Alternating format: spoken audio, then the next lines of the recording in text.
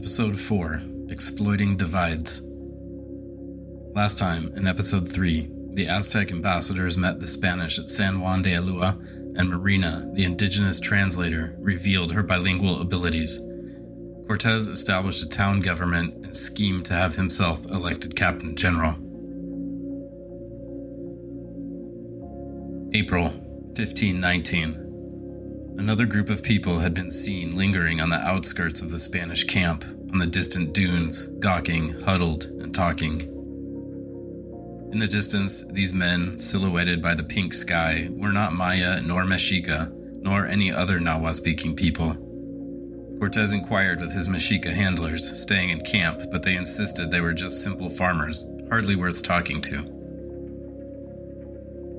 But Cortez was curious. They were obviously different, and he could sense the shifty body language of the Mexica men that belied their motivations. The strange men never approached the camp, but simply lingered in the shadows from time to time, watching. One day, the soldier Bernal Diaz was on sentry duty atop a dune when 5 of these strangers approached along the beach. These people, unlike the Mexica, had large discs in their ears and lips. They wore loincloths. Some also wore white cotton capes or shirts, with brightly colored embroidery of birds and plants, and rich reds, greens, and blues. They were Totonacs, and Cortez was about to discover some important political lessons about the Mexica and their Triple Alliance partners. Tentleil's men were wise to discourage contact between the Spanish and the Totonacs, whose largest city was Zempoala, just 35 miles from the Spanish camp at San Juan de Ulua. Bernal Diaz hurried down the dune toward them. They held their hands up to show they were unarmed. After some simple exchanges and hand gestures, Diaz escorted the 5 men to Cortez. Despite these men speaking the totally different Totonac language, Marina was able to speak with 2 bilingual men that also spoke Nahuatl. They welcomed Cortez on behalf of their chief, Xicomequatl of Zempoala. The conversation revealed that the Totonacs were no friends of the Mexica, and in fact had harsh tributes of food, goods, and slaves placed upon them by Moctezuma. This news sent sly glances around the Spanish leadership, eager to learn of such clear political divides and resentment. The Totonacs had waited until the Aztec envoy left the dunes before approaching the Spanish camp, and the Totonac men urged Cortez to visit their leader in Zempoala. Cortez gave him a few strings of glass beads and a few other meager gifts, then promised to visit Zempoala soon. The Totonac scouts said goodbye, then set off up the beach from where they came. First, Cortez intended to establish a better camp, and he wanted to see Quiahuiztlan, the town spotted by his ships. Part 1. The Totonacs. The Totonac people inhabited the coastal region of northern Veracruz, from Zempoala in the south past Papantla in the north. The Totonac language is unique from the various forms of Nahuatl, Maya, and other indigenous languages. Some say it descended from the famous Olmec people, makers of the giant stonehead carvings.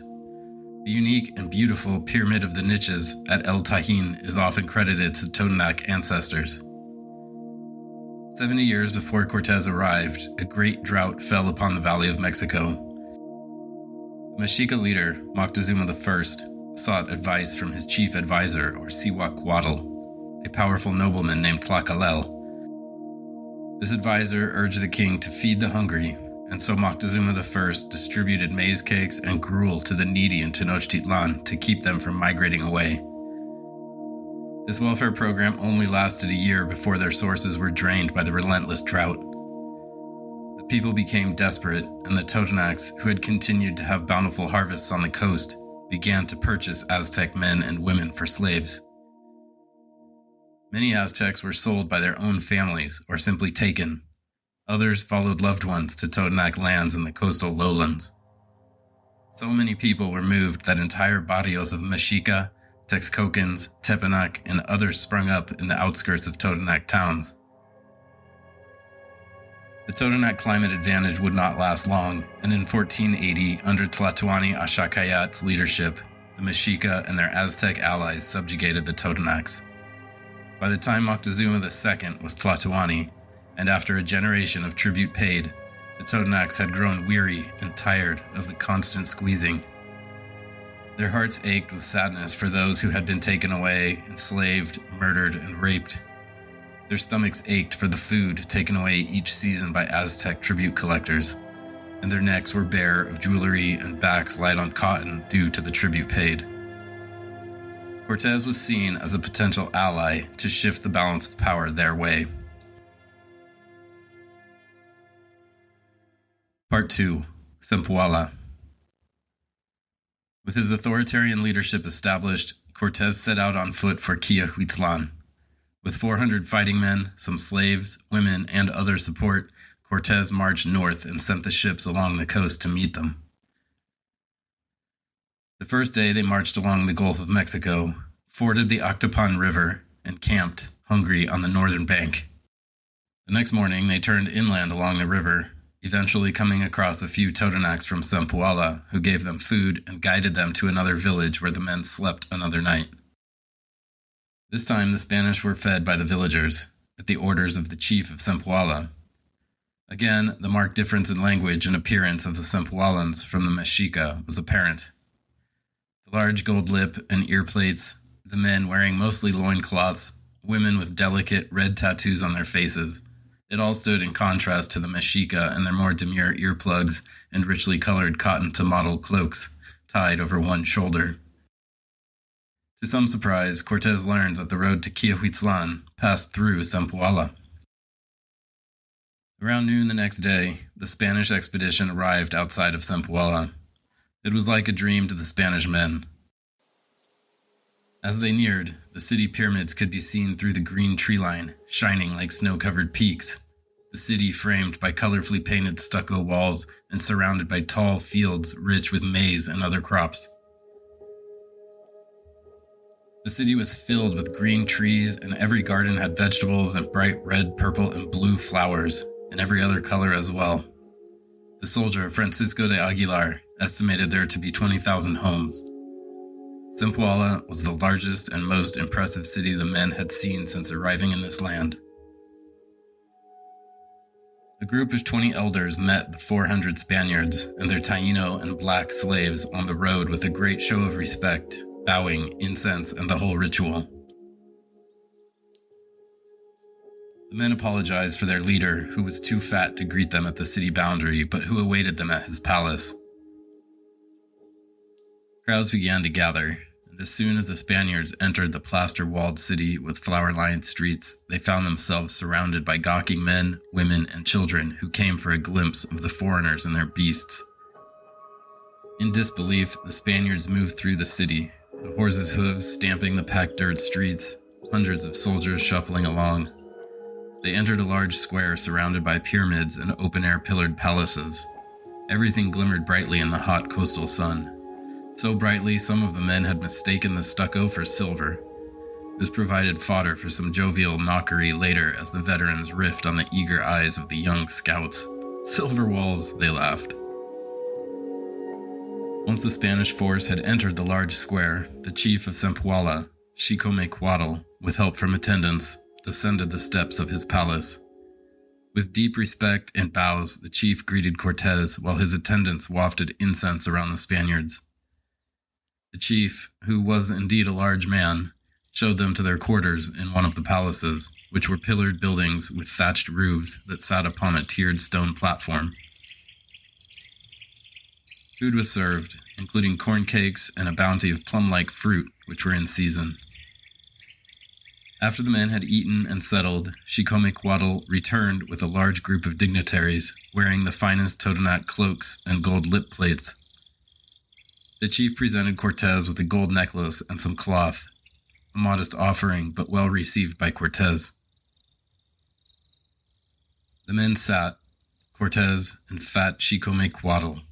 Some 80,000 years prior, a common ancestor of theirs in the Middle East had 2 children. One headed east toward China, another west for Europe. About 18,000 years ago, an ancestor eventually crossed the Bering Strait, helping to populate the northern Pacific coast and pushing down into the Great Basin. These great migrators had populated what would eventually become Mexico and beyond into South America. From the great Five Nations people of the Northeast to the Plains people and the mound builders of the Mississippi, on down to the Inca and the Maya, all of them had grown from a few brave migrations from Asia.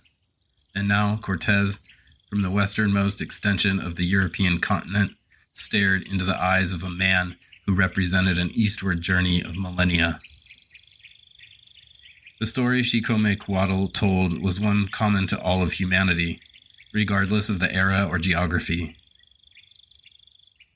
The Triple Alliance had come to their region and conquered them, and since demanded everything the people could produce, from maize to gold to women and slaves.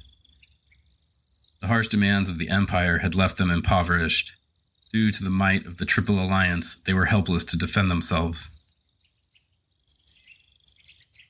Hearing their plight, and being in need of allies, Cortez put himself at the service of Xicomécoatl, the most powerful of the Totonac rulers.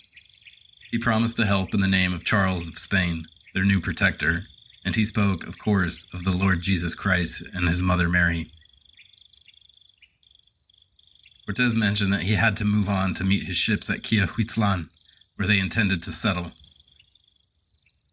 The men agreed on this plan, and 400 Sempualan tamemes, or porters, were provided to Cortez. In this land, porters were not just slaves that carried things. Tamemes and the families that ran the trade networks were often well respected as logistical leaders and intelligence gatherers. Without domesticated labor animals or wheels in the Americas, organized foot porters were the only game. 2 days later, Cortez prepared to depart for Quiahuiztlan. The Sempualan tamemes were ready to go and were a welcome sight for those road-weary Spaniards who had not managed to bring along slaves or a horse. Each of these tamemes, according to Diaz, could carry a 50-pound load up to 15 miles a day.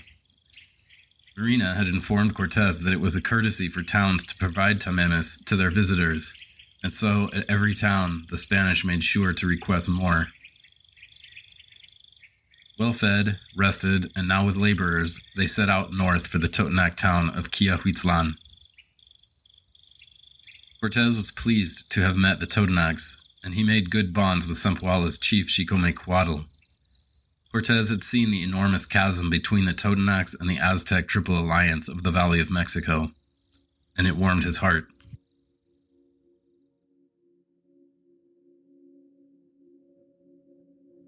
Part 3. Quiahuiztlan. It was now July 1519. With the help of 400 Sempualan tamemes, or porters, Cortez and his men made good time toward Quiahuiztlan and camped that night outside the town at the foot of the hill. The next day, the men prepared for an assault that never materialized. In formation, they pushed up the winding road toward the spear of black rock that cut into the sky, up this strange geologic anomaly. Nestled on the shoulder of this large rock was the fortified Totonac town of Quiahuiztlan, with its temples, open-air buildings, and tombs shaped like miniature houses. Huddled behind the artillery, ready for battle, the Spanish made it into the town without seeing a soul. Finally, they entered the highest tier of the city, where the temples and most important buildings were centered, around a hilltop plaza that overlooked the Gulf of Mexico. 15 men came out, elders and nobles. Dressed in colorful and finely embroidered poncho-like cloaks, the town leaders approached Cortez, incense wafting around the men as they neared. With deep reverence, the men bowed and greeted the Spanish. Several of the Totonacs spoke Nahuatl and communicated through Marina, who then spoke Maya to Aguilar, who translated to Spanish for Cortez. The two sides told familiar stories. The Totonacs spoke of the most miserable oppression by the Triple Alliance, of stolen wealth, kidnapped sons, raped daughters and wives.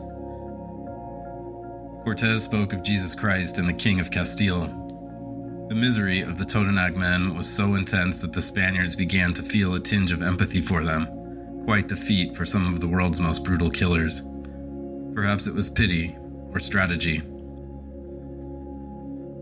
Cortez and his captains were invited to eat with them. As the men talked and ate, the conversation meandered from the misery of the Triple Alliance, to history and other less political topics. Cortez circled back and encouraged the Totonac leaders to stop paying tribute to Moctezuma. He said if they swore allegiance to Charles of Castile, that their protection would fall upon himself, and he personally vowed to protect them. What Cortez had encouraged them to do was insubordination against the empire, but simultaneously, it was freedom. Some of the men imagined grandchildren, well cared for, clothed, their little bellies full, safe in their mountain village. Others imagined the Jaguar warrior armies of the Triple Alliance pouring up their mountain trail to erase them from history. The thought of being arrested passed through their minds, each of their necks strung to a pole, binding them together until their sacrifice at the Templo Mayor. But Cortez was powerful, and he was cunning, and word of their Toledo steel swords had spread. Their cutthroat European style of warfare was devastating and excluded the courtesies the indigenous armies afforded one another. Thus far, enemies and friends alike had provided food to the Spaniards. Surely these raggedy scoundrels would be dead if not for this one-way courtesy. The Spaniards enjoyed a few days in the town while Cortez scoped an area not far for their new town. With the seeds of rebellion planted and the wedge driven deeper, Cortez sat down and ate with his men. Some joked about the faces of the Totonacs when they heard Cortez's orders to resist the Mexica. Cortez grinned slyly and continued to eat. After the turkey and plums had been eaten, there was more work to do. Within a few days, word of Cortez's message to the Totonacs had arrived in Tenochtitlan and the ears of Moctezuma. He was displeased. This was a grievous offense to encourage dissent. And now the Totonacs were emboldened to defy him. This had become a delicate position, and Moctezuma could feel the balance of power teetering away from his side. By themselves, the Totonacs were already stripped of their riches and confidence. But with Cortez, they were transformed into military numbers of some reckoning. An army of grunts backed by the elite Spanish soldiers and their guns, crossbows, and artillery. Part 4. Worry in the capital. The sun, represented in Aztec culture as the god Tonatiuh, was beginning to get low in the afternoon sky. Each day his journey was fueled by sacrifice, for the gods had given their blood to create mankind, and so required it to keep the world running. The name Tonatiuh means he who makes the day, and every evening Tonatiuh would enter Mictlan, the Aztec underworld. Mictlan is a frightening place where most Aztecs go after death, full of beasts and peril. Escorted by the dog-headed god Xolotl, Tonatiuh entered the underworld at the end of every day. Xolotl would show him safely through so he could rise again in the morning. It was not Xolotl's bravery that kept him safe in the underworld, but rather his familiarity with it as the god of illness, deformities, monstrosities, and sickness. Xolotl lives on today in 3 animal forms: the nearly extinct amphibian, the axolotl, the huexolotl or turkey, and the hairless dog breed Xoloitzcuintli. On this August day in 1519, Xolotl had again delivered Tonatiuh to the morning sky, and his rays shone down upon the ruler of the Triple Alliance. Moctezuma knew it was Cortez's intent to come to Tenochtitlan and meet with him. With his chief advisor, Tlacaelel II, his military advisor Cuauhteotl, and the lords Cacama of Texcoco and Totoquihuatzli of Tlacopan, they decided to open the door to a meeting. Word of the Totonac's friendship with the Spaniards and of their new town in Totonac country had reached the Aztec leaders. Cortez's allegiance with the Totonacs was a dangerous development. The balance of power had tilted in no insignificant way. Aztec messengers left Tenochtitlan for the coast. Moctezuma had flipped and planned for a potential meeting with Cortez. He dispatched the men with their royal orders, more food, a few treasures, and a small ceramic seal issued by Moctezuma as proof of their royal mission. The men left Moctezuma's palace through the main entrance. They passed the Jaguar warriors stationed at the gate and descended the 20 or so palace steps to the plaza in front, where today the great public space called the Zocalo sits in the heart of Mexico City. They turned to their left, south, toward the Iztapalapa Causeway, the sacred precinct, and the Templo Mayor now behind them as they began their mission. The men, a guide named Motel Chia, and 2 nephews of Moctezuma, moved through the city as urban density thinned the further south they moved.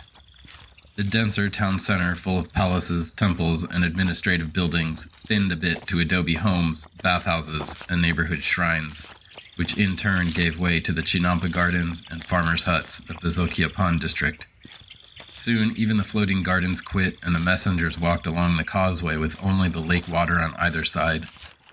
Their mission was to offer Cortez a path to Tenochtitlan and a guide, Motel Chia, to lead them.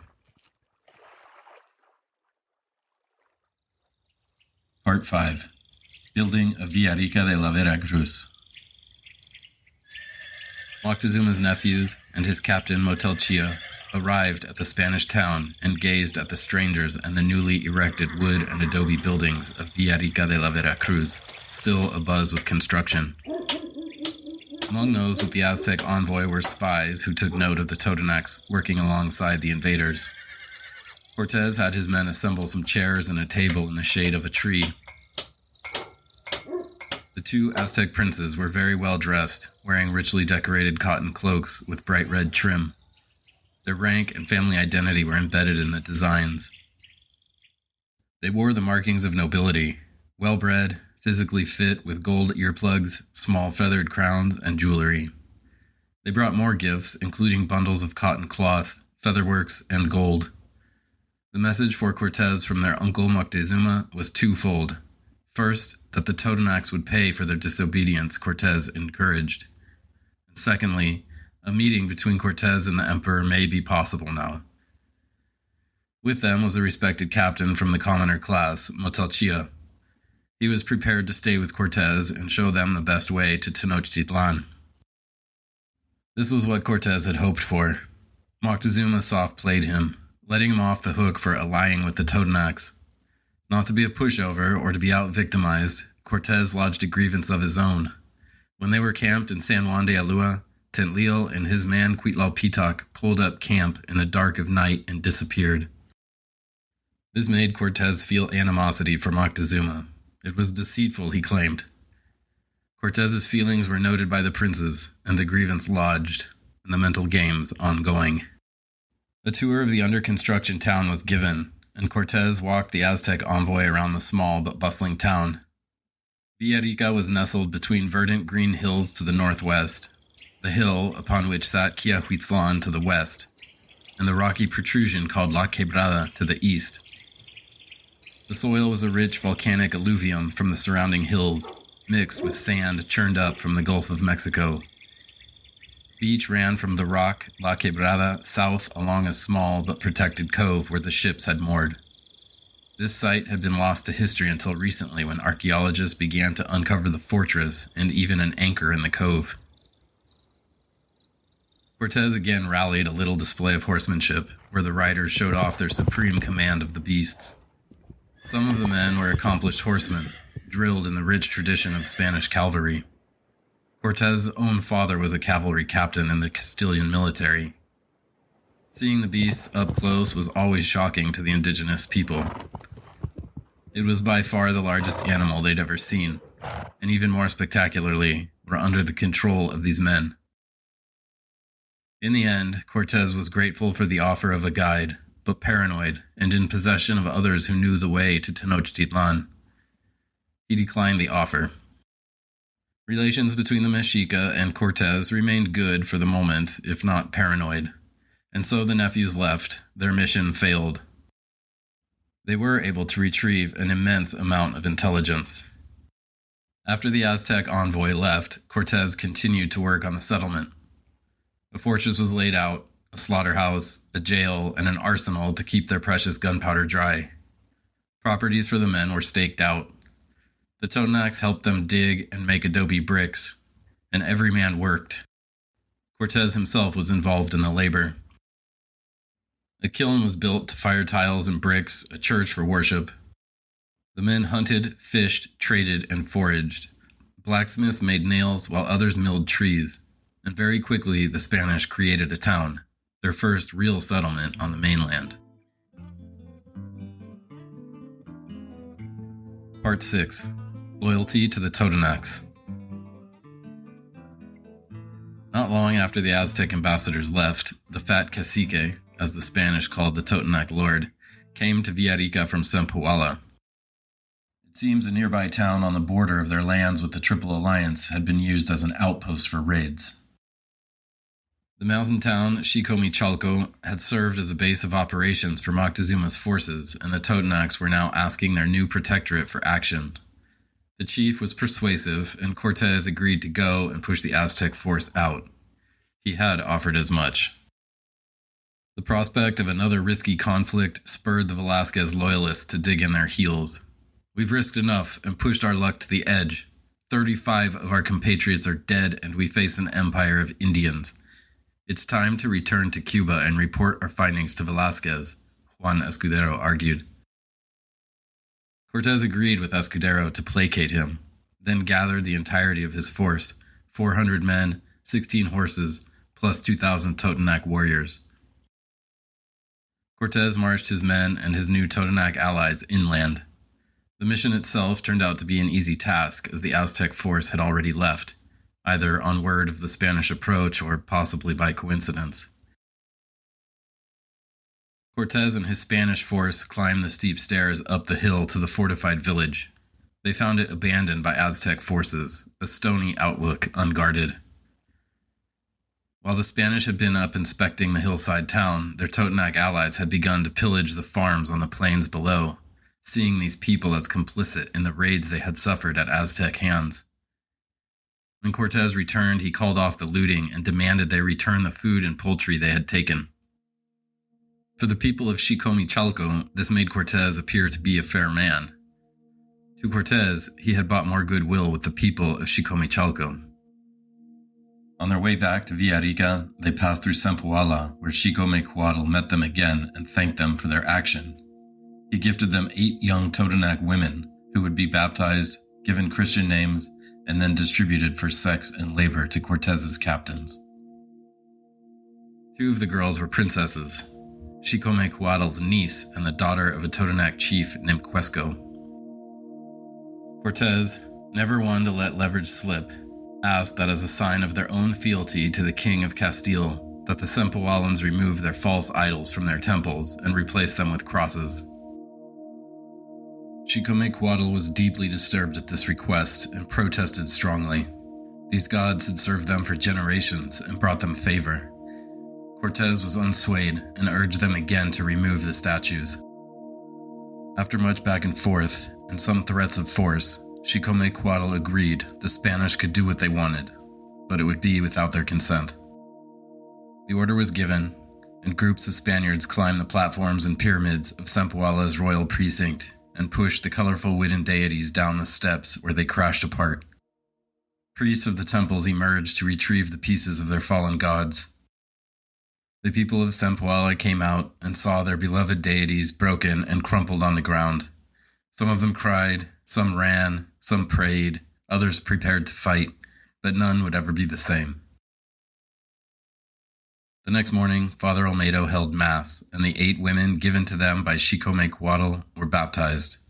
The chief's niece given the name Doña Catalina, Quesco's daughter was baptized as Doña Francisca, and given to Puerto Carrero as a replacement for Marina, who Cortés had taken back due to her translation skill. This religious change marked the beginning of the ancient Totonac's erasure from history. Their allegiance to Cortés did them little good in the long run. Totonac culture today is thriving and resurgent in a modern sense, but their traditional way of life was largely erased in the following waves of disease, missionary work, and European immigration. The Totonac territory was ground zero for the largest clash of cultures in world history. Waves of Spanish ships would come to San Juan de Ulúa, and with them, smallpox and other European diseases, which would finish off whatever embers of Totonac culture were left from the colonization. Part 7. Sinking Ships and Shipping Traffic. Cortés's time in Villarrica was busy, bureaucratic, and well spent. Among the frenetic events of July and August of 1519 were that several ships had arrived and departed at the fledgling village of Villarrica. First, a ship arrived from Cuba under the command of Francisco de Salcido. With him, a handful of horses, perhaps as few as 3, and a small array of soldiers. He also brought news of a royal decree granting Diego Velázquez permission to settle in the New World, which Cortés expressly did not have. This hastened his desire to go to Tenochtitlan. It also piqued the interest of Escudero and the Velázquez loyalists. By now, Cortés was set on what he wanted, the greatest conquest in history. The Velázquez loyalists were an inconvenience to a man like Cortés. He would find a way. It was at this time that Cortés and the newly established government of Villarrica sent a ship back to Spain with the treasures they had collected so far, including the great gold sun disk, the silver moon disk, a green feathered headdress, and all the other treasures presented to them. This was a political move to raise Cortés's profile in the court of Charles V of Castile. Also on board that ship were 4 Mexica people and several documents. 2 letters that were sent on this ship included at least one by Cortés and one penned by the elected men of Villarrica, which serves as a primary source for this story. Cortés's letter is lost to history. In subsequent letters by Cortés to Charles V, we see a man who uses the glory of his discoveries and careful words to mute the deceitful manner by which he achieved them. On July 16, 1519, a ship under the command of Captain Francisco Montejo and piloted by Anton de Alaminos set sail for the Spanish port city of Sanlúcar on the Atlantic coast of southern Spain. Later that year, in 1519, the ship arrived in the port of Sanlúcar de Barrameda. The treasures were unloaded and taken to Seville, where they were displayed. Several letters from witnesses dated November 7, 1519, describe the treasures, including the gold and silver discs and a rich feather piece, likely the one on display today in Austria. The gold and silver discs were likely melted down for their monetary value. Almost all of the indigenous gold sculpture from Mexico was melted down, representing a massive cultural loss and financial gain for Charles V and the Castilian wing of the Habsburg dynasty. One of the most famous highlights in this story is Cortés scuttling his own ships, part challenge to finish the mission, part prevention against the disloyal members who had already led several efforts to return to Cuba. Cortés and a few of his men had decided to sink or beach all of the ships. There were 11 in total, having gained that of Salcido's, but lost the ship sent to Europe. And so, off the coast of Villarrica, in one of history's biggest gambles, Cortés severed his path home. However, counter to the image of a brash and careless act, Cortés had ordered the ship's iron parts, sails, rigging, anchors, and other valuables to be stripped and brought ashore. Some were scuttled, holes drilled, and sent to the bottom of the bay. Others were dragged on shore, stripped, and their materials used in the building of Villarrica. Of course, Martin Lopez, the expedition's boat builder, was still present should they need his services. With only one way to go now, the path to Tenochtitlan was set. Cortés had sent Pedro de Alvarado and 200 soldiers ahead to Zempoala for the march to Mexico. 15 horses were bridled and ready to go at their launching point there in the Totonac town. To continue work and to protect the settlement of Villarrica, Cortés left 150 men under the command of Captain Juan de Escalante, along with many of the Taíno and African slaves. With orders set and men in place in Villarrica, Cortés and the rest of his men set off for Zempoala, where he would meet Captain Alvarado for the march inland. Once there, Cortés met with Xicoméncatl and asked him to care for the Spanish at Villarrica and ensure they were fed and protected, to which the king heartily agreed. But animosity over the toppling of their gods had opened a chasm between the new allies. Still, Xicoméncatl sent 2,000 soldiers with Cortés.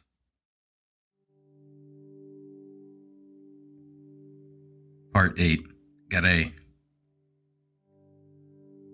Spanish runners sent from Villarrica brought word that a ship had been spotted and contact was made. Escalante had signaled the ship and offered harbor, but they had declined and sailed north. Cortés put the young captain Pedro de Alvarado in charge at Zempoala again and set out immediately back to Villarrica with 50 of his fastest and most fit soldiers. This Garay situation demanded his immediate and personal attention. Cortez needed to manage this. When Cortez arrived in Villarica, Escalante offered to go north and look for the ships to allow Cortez to rest after the 45-mile sprint from Zempoala. But Cortez was not keen to allow anything critical to his subordinates. He marched his 50 men north from Villarica toward where he thought Garay's men might be.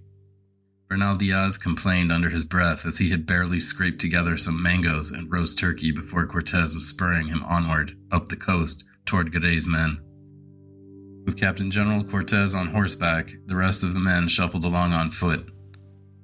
They followed a sandy trail carved between shoulder-high coastal grass where Cortez came upon 4 white men from the Garay ships. They were seized and interrogated right there between the walls of grass. Among these men were Andres Nunez, another boat builder, and Guillen de la Loa, a notary. Cortez learned that Garay had funded a new settlement near a village called Panuco to the north. 4 ships had been dispatched from Jamaica and sailed under the leadership of Captain Alonso Alvarez de Pineda. They headed northwest to go around Cuba, then north to Florida, and from Florida they turned west along what would become the Gulf Coast of Texas and then down into Mexico. Nunez, de la Loa, and the other men had been sent ashore to look around and were expected back at the beach for pickup at dusk. Cortez concocted another bold and daring plan. He made the men strip, and 4 of his own men would dress as the 4 prisoners and go to the beach to lure the pickup crew. And so the 4 Garay men stripped their clothes, and Cortez and his impostors marched for the beach and stood in the shadows of a tree to further hide their features. The 3 Garay ships were seen floating off the coast. One of Cortez's men stepped out of the shadows and waved with both arms to the ships. A man waved back, and then a smaller rowboat was put into the water and approached the beach with about 7 men inside. Cortez's men emerged from the shade and waited for their moment. Garay's men rowed in on the surf, and the boat slid onto the sand. Several men jumped out of the boat and approached Cortez's impostors. It didn't take long for them to smell out the ambush and see that these were not their crewmates, but the trap was sprung. Cortez and his crew were running toward Garay's men as they struggled to climb back aboard the boat. After a brief scuffle in the surf, 2 more of Garay's men had been captured before they could board the rowboat with the others. These men would become part of Cortez's expedition. With his actions, Cortez continued to deepen his legal and reputational hole. His moves were careless and aggressive, but in one sense, Garay's ship was a sign that more Spaniards would come soon. The secret was out. There was gold and silver in the New World, and Cortez's advantage was fading. Next time, in episode 5, Cortez begins his march toward the Mexica capital of Tenochtitlan and its faithful leader, Moctezuma. Thanks again for listening. Gracias por escuchar. For more of the real history behind this podcast, visit mexicapodcast.com and visit the podcast tab. This podcast was written, researched, and produced by Jeremy Lips.